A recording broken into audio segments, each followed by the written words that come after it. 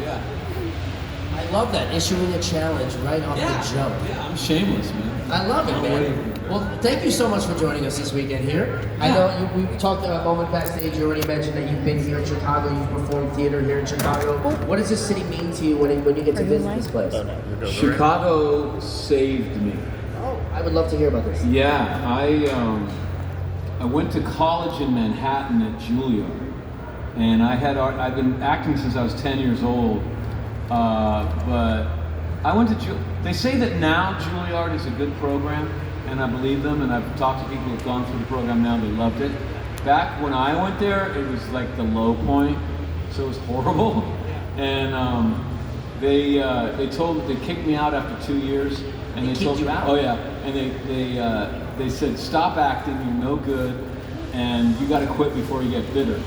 And I was like, guys, I've done like 30 plays before I met you people, and I was doing real well before that happened. So I think I'm going to go back to what I was doing before I make that decision. Thank you very much. But it was in the late 80s, and so I get out of that, and I try to break into New York theater, but all of this, like the smaller theaters, the smaller professional theaters, the entry-level stuff, was gone. It was a wasteland in the 80s, because all of the real estate prices were so high in the 80s that those places couldn't pay their rent, and it was there were no props shops left in Manhattan for Broadway. There was only one rehearsal space. There was nothing.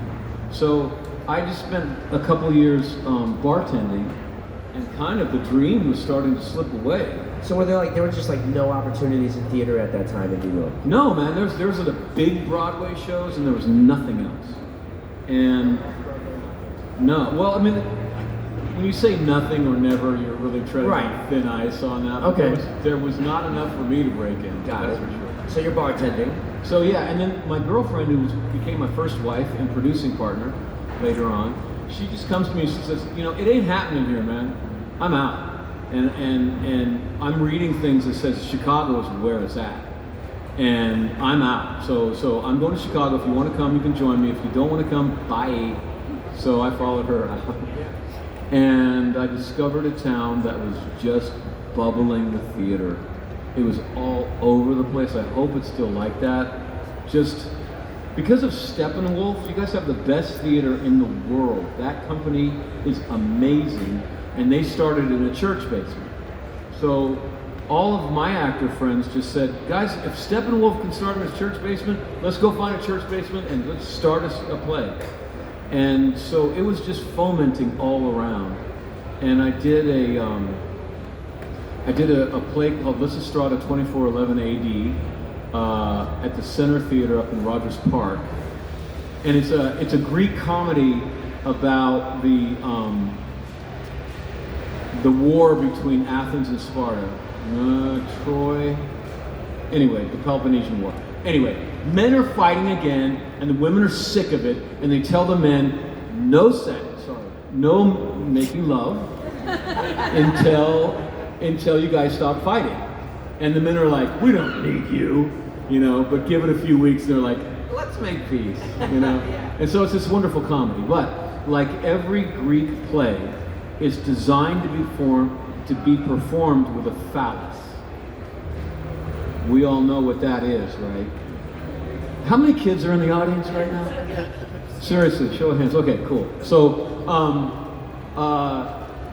so the Greeks designed it so that the actors strap on a phallus. And when you have the guts to do that, and you're doing a play where you're two soldiers, and the scene is, so how you doing? I'm fine. You're not tense? Nope, not tense at all. I'm good. It's pretty funny if you don't have the phallus. Everyone gets it, but if you're wearing that thing, it's just laugh. And it's the only Chicago would have the courage to do it like the Greeks had the courage to do it. And that's how I started. And then I got cast at the Goodman after that. When you have a start like that, and you're having to do something that's so like brazen, it kind of really toughens you and makes you like up for anything.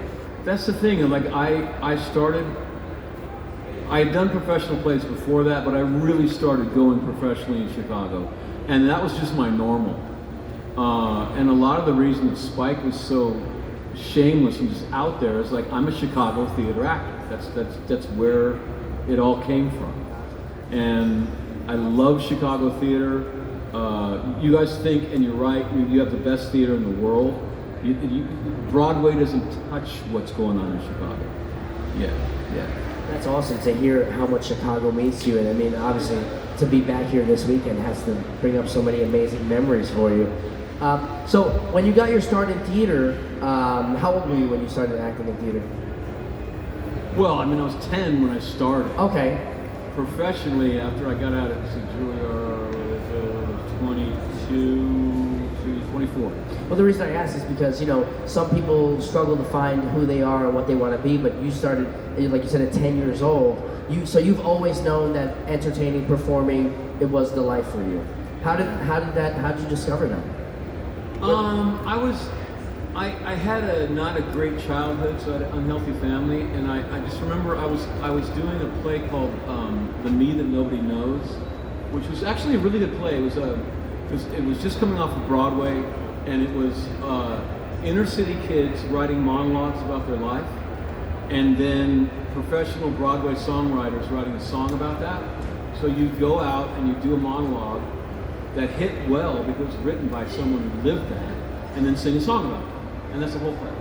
So, I mean, I'm like a 10-year-old suburban kid doing this, we all are, but it's a good script.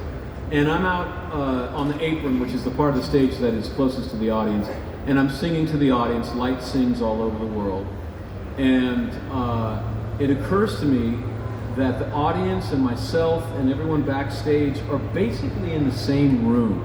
Like there are these divisions. There's the curtains, there's the stage, but there's a false. And we're all doing our part to come together and have a good time together. And there was just this sense of connection that really bit me.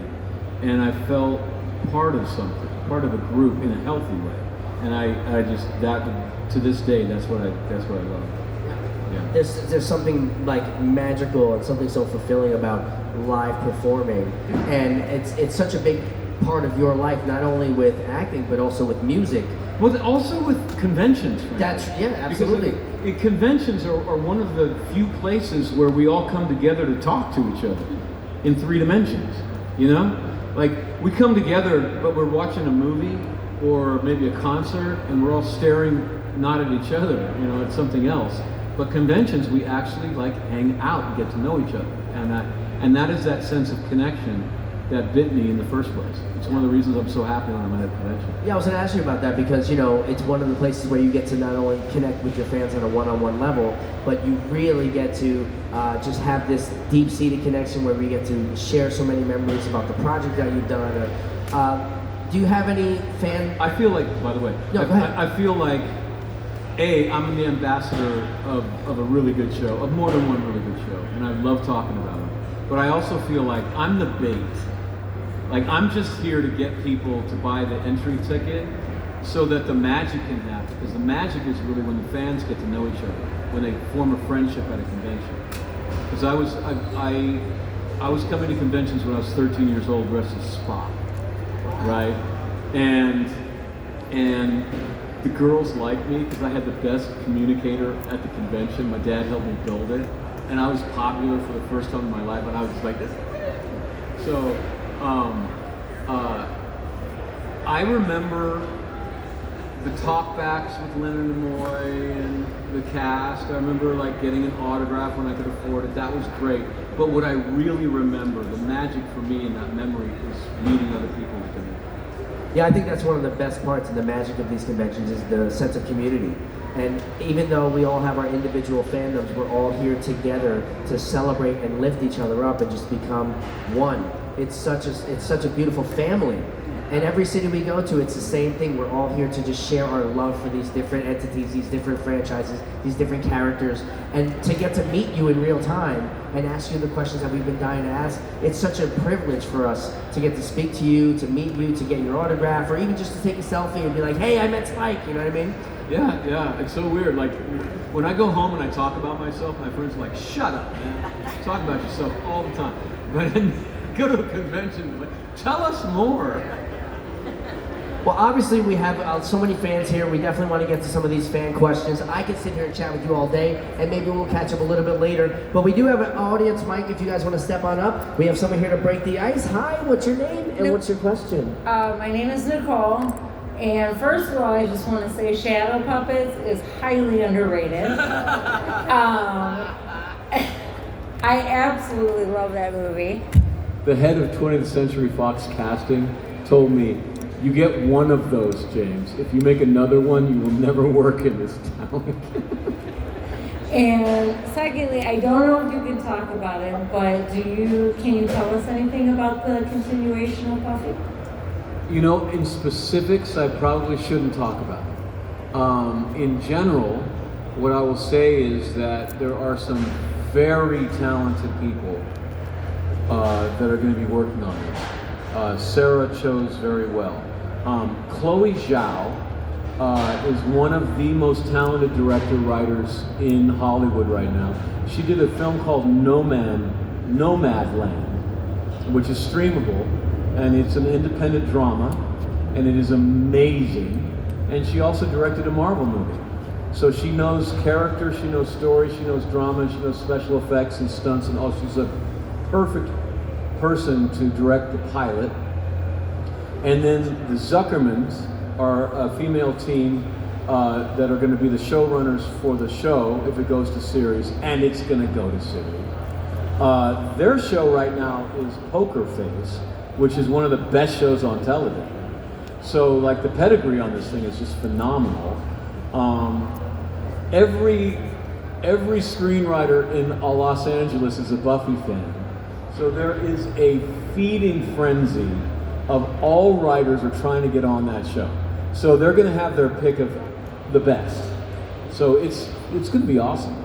And also, too, you and Charisma were great in Supernatural. Thank you. Thank you so much for your question. That's when I realized that Charisma was a nice person, by the way. I had no idea. A good actor will fool you, and you'll think that they're like their character. And so I thought she was that popular cheerleader type. And I'm a punk rocker, and I knew that if I talked to her on the Buffy set, I was going to get myself fired. So I avoided her like the plague. And we finally got to know each other when we did Supernatural, and I was like, I'm so sorry. I've been judging you for so long. Oh my God, you're just a wonderful person. She's like, yeah, I was wondering why you never came around. All right. Hi, what's your name and what's your question? Hi, my name is Susie. I'm a big fan of shows that have leads that have like chemistry, like I was a big fan of Castle and Star Trek Enterprise. And as the seasons went on, I saw the chemistry we had with Sarah Michelle Gellar. My question is, was that organic where you two just had that from the beginning? Or is that something you can act? Because later on I heard on Castle that the two leads hated each other. And I was like, heartbroken. And I'm like, wow. Is that something you can act, or is that something? Obviously, I guess, yeah. I will say, first of all, if anyone but Sarah Michelle Gellar had played Buffy, we never would have made 7 seasons. It would have collapsed. Because Amen. we worked up to 20 hours a day, which is unheard of. Like, almost every show will film 12 hours a day, because after 12 hours you have to pay the crew double.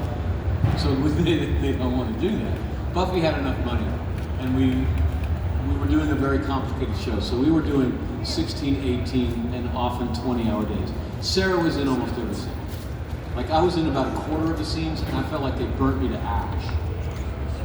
Sarah was always on time. She always had a great attitude. She always knew her lines perfectly. She always met her marks. She was a monster. If I had been Buffy, I'd have had a nervous breakdown under that workload and the pressure. She just bore it all effortless. And I think that she appreciated that I always knew my lines too. Frankly, you know, like, she was always on her game, and I was always on mine. And so we just kind of met in the middle of that. That was the first thing. It was like, oh, good, we're going to be okay. Like, I don't have to work too hard because we're going to get it done together. So it was always, we got it done pretty quickly, and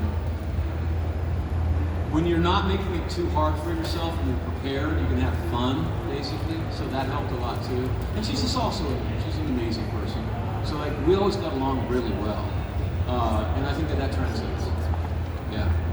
Does that answer your question? So it's more organic between the two of you versus, you know, could somebody walk out on the stage with you today and you can make it look like you had chemistry with them? Or is that something you have to know that person and be friends with them and have an idea who they are as a human being before you could do that? Because I've heard like... Really good question. Yeah, I think when you're talking about chemistry, you're talking about that the two actors are able to make something organic together that they didn't necessarily plan on, but that there's something real happening between those people. And I think that to do that, the trick is that you have to listen to the other actor and pay it. Don't think about yourself so much, and think about the other character and what you want to get out of them or what you want to give them. And I think that you can get there with any actor. But if you get along with that person in real life, it's probably easy to get there, if that makes sense. So like, I often hear that from directors a lot, of anyone I'm working with. You guys have such great chemistry. I'm like, I'm an actor. I'm a Chicago theater actor. I listen. So yes, it makes sense. But yeah, I think that's just good acting, really. Yeah. Thank you. Welcome. Thank you. Great question. Hi, what's your name and what's your question? Hi, my name's Rebecca. So I love your cosplay videos that you do. Yeah. And you said that you know been going to conventions and you dressed as Spock. So if you were to go to a convention as an attendee and walk the floor, if you could cosplay as any character besides Spike, who would you be? Stormtrooper. Because then no one would know I was Spike. I could just like hang out and be a fan, you know? Yeah. Or like Darth Maul would probably work. I don't think you'd catch me if I was Darth Maul. That would be fun. I'd love to be Darth Maul. Yeah. Boba Fett? Yeah.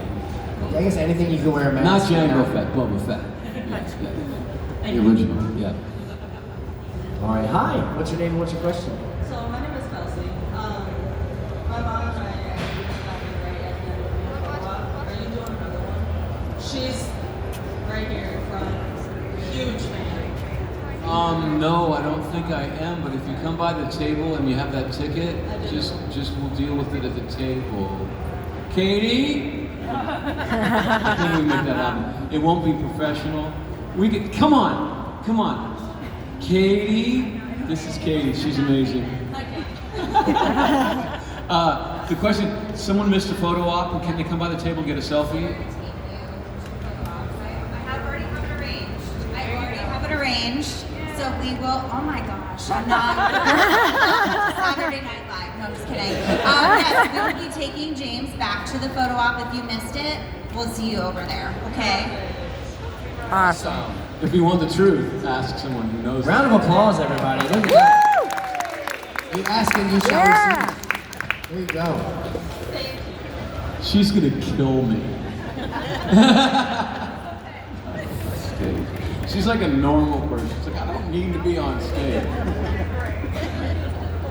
What's up? My name's Brittany, and I have two questions for you. The first question is, in the episode of What's More with Feeling, did you actually sing your song, or was that someone voicing for you? That was me. Let him rest in peace. That was the big argument about that episode, by the way. Like Tony Head and I were comfortable singing publicly. But the rest of the cast were not professional singers.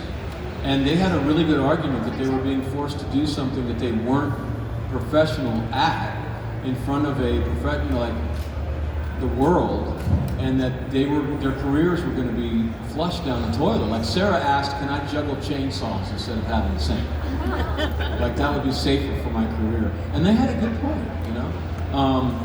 But no, I think what happened was we used to have Shakespeare parties. We would get together and read Shakespeare. And I was that guy. who brought his guitar to the party. You know that guy? But it worked. So I would, and so I played some songs, and then other people would bring their instrument. Or there's someone, they had a piano there, and so we'd start playing piano, and we would start singing together. And at some point they realized there was enough talent for singing in the cast that they could do a musical. But yeah, it was a fight to get some people to sing. Your song is my favorite, by the way. Yeah, thank you. Yeah. And then the second question that I have for you, could you give a little bit of more background on how you came to take on the role of Mary Dresden as the narrator of those books? Man, I don't know why Jim Butcher. I think Jim Butcher, who writes those books, I think that he's a Buffy fan because he has taste. And I think when he heard that I was not English and that was acting, he thought, hey, maybe he has the chops to. I want him to read the book. But I had never read a book before, and I thought it would be easy. No. I was like, what, you sit down and read a book and they pay you? Yeah, I'll do that. And what I realized was I was used to acting on stage where you get energy from the audience and you get energy from your fellow performers, and the energy is just pinging all around. And when I get off work from a play, I'm more energized after work than before work, right? When you do film, you don't have an audience to give you energy, but you have the other performers, or we're bouncing energy between us. So it's not that tiring to film. It is, but not that tiring. When you do a book on tape, man, it's just a microphone. And it's just an energy black hole. And it sucks the life right out of you. And at the end of the day, 8 hours of reading, I just go home and I just like crawl into bed and I was like, this is a lot harder than I thought. So like the first day we went to lunch, and when I came back from lunch, the director was surprised. He was like, you TV actors, you usually go to lunch and I hear from your agent that you're not coming back. I'm so glad you actually came back. But yeah, I feel like I learned on the job. Like I was listening to books on tape, and I was getting offended. Like I remember driving, and it was late at night, and I was listening to some book on tape, and the person goes like this, literally, they go, and then he killed his best friend, sat down, and cried. And I was like, F you! And I just ejected the CD and I threw it out, and I promised myself, if I ever do that job, I've got to read it like I care. You know? I'm not going to go slow and careful. I want it to sound like someone who's like, dude, you have got to hear what I've got to say. My God, this thing just happened to me. You're not going to hear it. And like, go fast, go passionate. Don't be careful. Just jump off the cliff. And I quickly realized that there's a reason why they go slow and careful. It's because you have to get a certain amount of pages per day, or else the boss gets really mad because you have to spend more time and money to get the thing done. And if you go slow and careful, you can actually get a lot more pages done. And the editor doesn't have to work so many days, and it's just cheaper. And I was just like, well, I get it that that's cheaper, but that's gonna be terrible. So no. And so I was like, they're probably not gonna have me back for the next book, but I'm gonna try to make this as good as I can. I'm gonna go fast, I'm gonna make mistakes, the editor's gonna have to earn their pay, and I just wanna make it sound like I care. And luckily, I think the first book sold well enough that they were like, let's have James back. Yeah, it's going pretty good. Thank you for your question. All right, hi.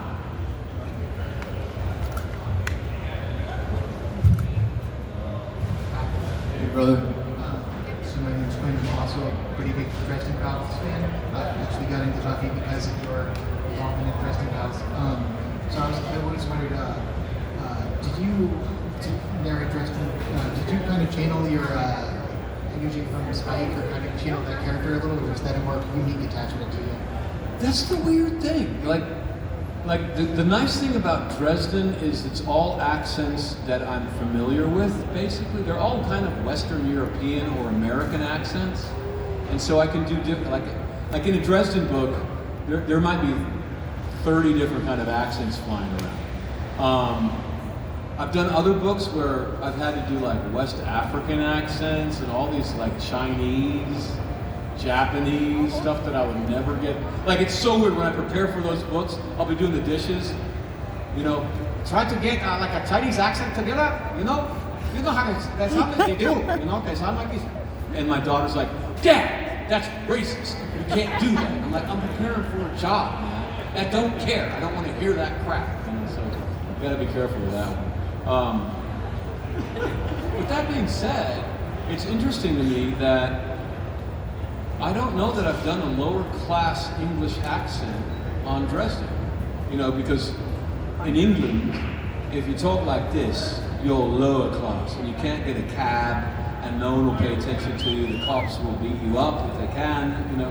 But if you talk like this, of course, then you're from wealth and everyone kisses your backside.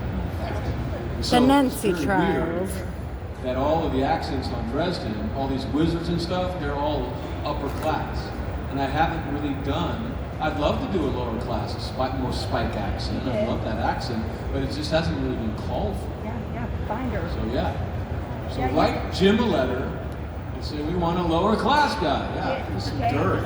We Get want the ready. Nancy trials. What? You did one, binder. He sounds just like Spike. Oh, Binder? Binder sounds like Spike. I forgot.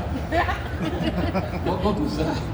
No, I don't know. It was okay. So I've done it. Binder. Binder. Okay. Obviously, my memory is not perfect. Man. Thank you so much for your question. All right, hi, what's your name and what's your question? I'm Silas. I'm a huge Smallville fan. I want to talk about your time playing Brainiac. What was it like working with Tom Michael? Did you know anything about the character, and what did you want to bring to the character?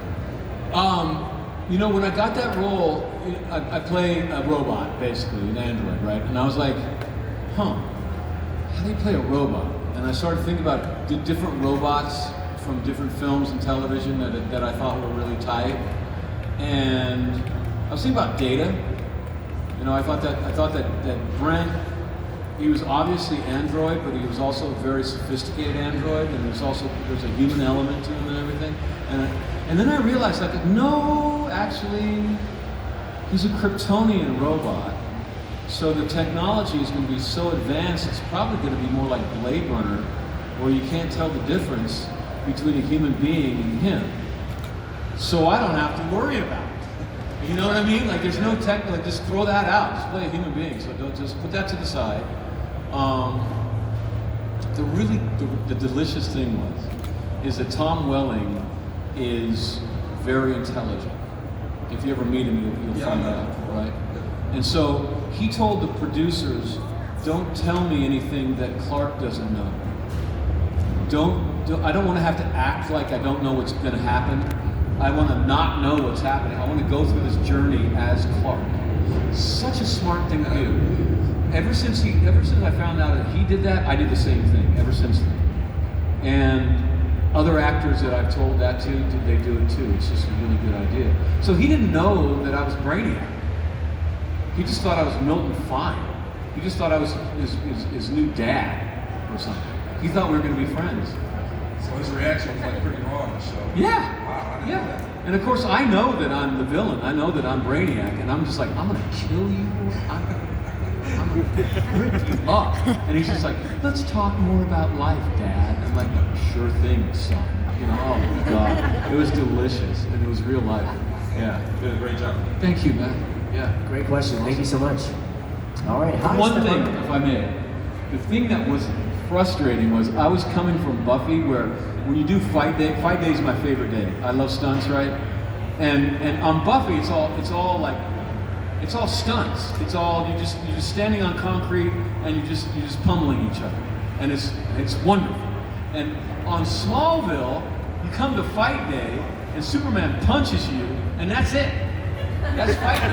And then there's like 3 days of computer special effects where you're flying around orbiting the Earth because he's punching so hard that you're in orbit. And you come back after 3 days and you do the next fight day and you boom, come back and you kick him, and then he flies through the wall and they take Tom off for 3 days of special effects. There's no real fights happening. But it looks cool. Hi, how are you? What's your name and what's your question? Hi, I'm doing great. My name is Yaed, and question for you: do you like jokes? Yeah. Okay, so I'm the biggest joke there is, so yeah. so what do you call a vampire's correspondence? I don't know. What do you call a vampire's correspondence? Fang mail. And then my question is: so speaking of Fight Day, how was your transition from Buffy going into Angel? And you did like a lot of stunts. You helped very transitional character do lots of stunts and all of that. So what was that transition like for you? You know, it really felt like the same show. You know, it was the same directors, same stunt crew, same producers, same writers. I'd worked with David a lot. That wasn't different. The coffee wasn't as good, but we fixed that. Because Angel was making the coffee. No, I don't know why, but they just had some. They had bad coffee, so they're like, James, we're so glad that you're on the show. Is there anything we can do to make you comfortable? And I was just like, well, you know, on Buffy we have those single pod things. You get a fresh cup of coffee every time, and like when you have that coffee on the burner. I used to be a waiter, so I know this. By the way, this will help everyone. If you leave coffee on a burner for more than 20 minutes, it chemically goes acidic, and that's why coffee can give you a sour stomach. But if you take that off the burner, or if you always make something fresh, you can drink coffee all day long and there's no stomach ache. Just so you know. So I got them to get a better coffee situation for me, and the crew loved me. They were just like, you gave us good coffee, thank you so much. I will say, like I said before, Buffy filmed up to 20 hours. Angel